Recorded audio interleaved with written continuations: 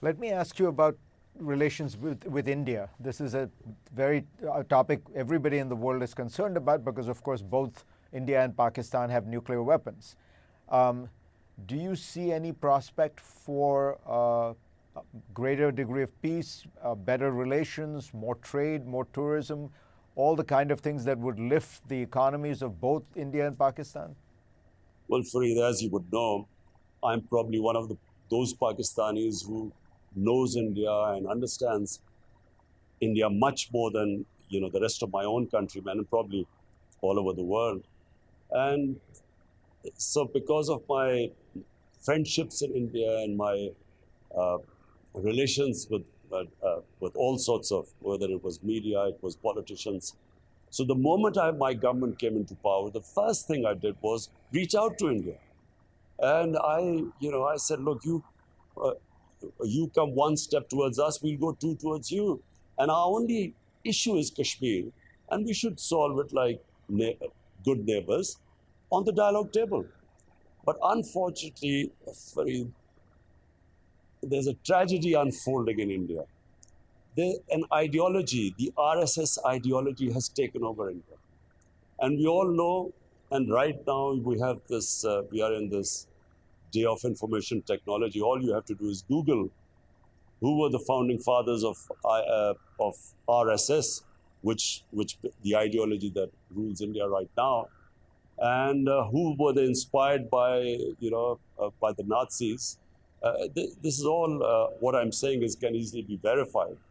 So it's a racist ideology which has taken over India. Remember, 3 times the RSS was considered a terrorist organization, an ideology that assassinated the great Gandhi. So therefore, it's very difficult to come to terms with this ideology. And my experience has been I tried everything, made overtures, but unfortunately, how do you deal with it?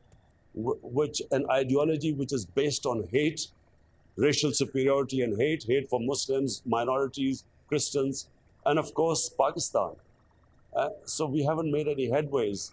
But my worry is, Fareed, it is what is going on in India right now is much, much more damaging for India than for Pakistan right now. We just have our relationship as frozen, but events in India and the India I knew, I think it's of great concern. In the atmosphere you're describing, though, one does worry. One terrorist attack, one miscalculation on the border could spiral out of control. Does that worry you? Yes.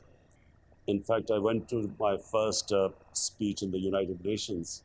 I raised this concern because what happened was there was a attack in India. A Kashmiri youth blew himself up on an Indian military convoy, and Pakistan was blamed. And I immediately asked them, look, if you have any evidence that Pakistan was involved, we'll take action. But rather than giving us any evidence, they plain bombed us. And so Pakistan also retaliated, and their plane was shot down. We immediately returned the pilot just to tell them that, look, we had no plans of escalation. So, it could easily have escalated. And therefore, I think which is why when I met President Trump, I asked him that, the most powerful country it's very important to solve this Kashmir issue because it's been festering.